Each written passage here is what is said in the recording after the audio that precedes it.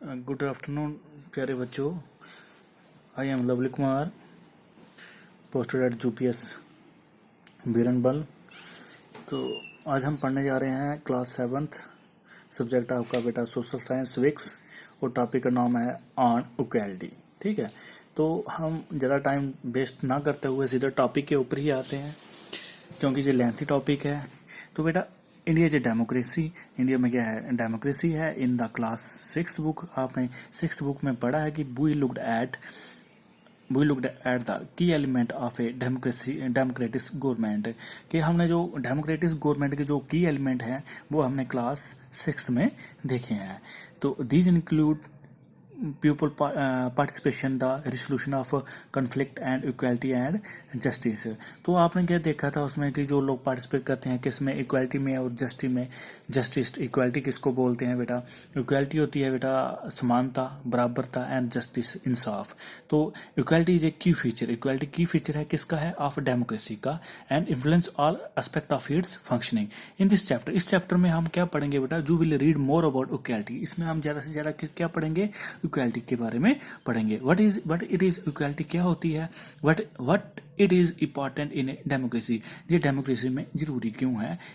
ठीक है, and whether or not everyone is equal in India, और जो इंडिया में हर एक इक्वल क्यों नहीं है? Let's begin by looking at Kanta story. और कांता स्टोरी के बारे में हम पढ़ते हैं। जी हमारा थोड़ा सा बेटा इंट्रोडक्शन था, और ये जो इमेज दी हैं इनके ऊपर भी थोड़ी नजर डालते हैं कि इन इमेज का क्या मायने है, इन तस्वीरों का क्या मायने है। जी बेटा ये सारे हैं, ये सारे लाइन लगा के खड़े हैं इधर। ठीक है, जी क्या है? मंजित कोट टीचर है, तेज सिंह ट्रेडर है, ग्रीश रॉय स्टूडेंट है, कांता देवी है। ये सारे क्या है बेटा?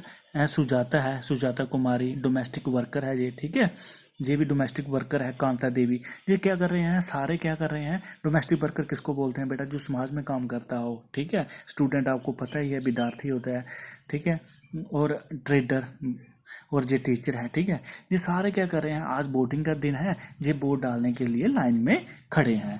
On election day, election day के दिन क्या होता है? Kanta and her friend Sujata, Kanta और उसकी जो फ्रेंड होती है Sujata, are waiting to cast their vote, अपना वोट डालने के लिए इंतजार कर रही होती हैं। ठीक है, और first it is good Suja that we can all votes has equal citizen of our country, even Jain sahib is standing in the line with us. और बेटा जी जो कांता है जी सुजाता को कहती है कि देखो हमारे देश में क्या है? हर एक सिटीजन, हर एक जो नागरिक है वो क्या है? बराबर है ना, हर इक्वल है। ठीक है, और इसने बोला है कि जो जैन साहब है देखो ये भी लाइन में खड़े हैं। फिर उसके बाद क्या होता है बेटा? ये सब लाइन में खड़े होते हैं। फिर आगे जो सुजाता बोलती है जैस हाँ। फिर उसके बाद go on Kanta, it is your turn. Kanta की टर्न आती है। कांता क्या करती है? I will vote for the candidate who has promise to bring pipe water to our area. Kanta क्या करती है? कांता उसको वोट डालती है जिसने उसके एरिया में पानी लाने के लिए प्रॉमिस किया होता है, वादा किया होता है, उसको वोट डाल देती है। फिर उसके बाद क्या होता है बेटा? ये जो सारे लाइन में खड़े हैं वोट डालने के बाद क्या होता है? We see that later Kanta just namaste sahab, और जो जैन साहब होते हैं उसको नमस्ते हाय हेलो करते हैं, वो चले जाते हैं जैन साहब। तो फिर ये दोनों बातें करती हैं। ये क्या क्या करती हैं? गुड़िया हैज़ बिकम रनिंग फीवर, और जो कांता कहती है इसको सुजाता को कि मेरी जो गुड़िया है उसको बुखार हो गया है, and I have taken her to hospital, और मुझे उसको हॉस्पिटल में लेके जाना है, but I have to furnish the work at sahib house first and ask for some advance. और पहले मुझे क्या करना है? जैन साहब के घर में जाना है और उनका जो काम है घर का वो काम करके आना है, और फिर थोड़ा सा एडवांस भी लेना है, पैसा भी लेना है उनसे थोड़ा सा। फिर वो क्या करती है? काम उनके घर से काम करके आती है, घर में आती है, हैव सम उन फिर वो घर में आती है ना। फिर वो घर में जब आती है, here have some of this, you will better, and when I get back in the evening we will go to the hospital, okay। फिर वो अपनी बच्ची को कहती है कि पहले मैंने साहब के घर में जाना है, वहाँ पे काम करना है, फिर क्या करना है? शाम को जब मैं आऊँगी तो तुम्हें क्या करूँगी? हॉस्पिटल में लेके जाऊँगी। ठीक है, फिर उसके बाद क्या होता है? जब वो उसको हॉस्पिटल में लेके जा रही होती है, अपनी बच्ची को देखती है कि it is no wonder that Gudiya falls ill often, the basti is never clean. उसने बोला कि गुड़िया इसलिए बीमार हो गई है क्योंकि जो बस्ती है वो बहुत गंदी है ना, बहुत गंद था उधर, है ना। तो इसलिए वो सोचती है कि गुड़िया इसलिए, मेरी जो बच्ची है इसलिए बीमार हो गई है। फिर उसके बाद क्या होता है, वो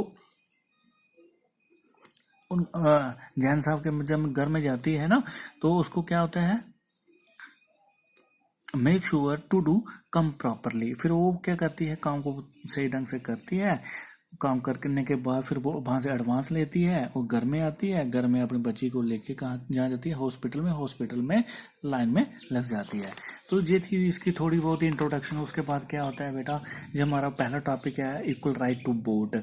तो the story above begin with Kanta standing in the line to cast her vote. Kanta क्या करती है कि जैसे आपने देखा है कि जो अमेज में देखा है कि कांता क्या कर रही है, वोट को कास्ट करने के लिए लाइन में खड़ी होती है। Look at the various people, बहुत सारे लोगों को देखती है। Who are standing in the line, जो स्टैंडिंग में जो लाइन में स्टैंड होते हैं, खड़े होते हैं, उसके विद हर, उसके साथ। कांता रिकॉग्नाइज्ड हर एम्प्लॉय अशोक जैन।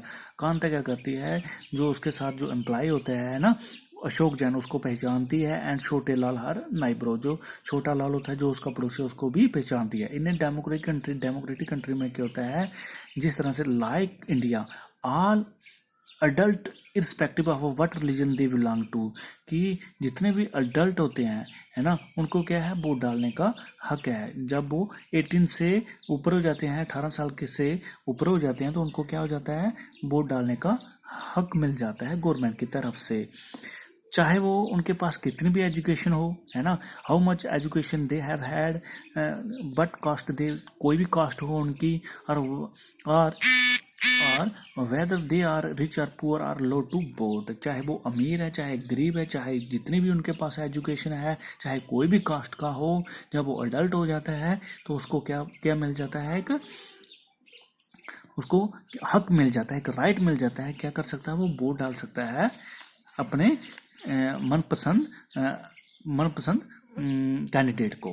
तो this has you have already read in the class 6th book is called universal adult franchise and is an essential aspect of all democracy।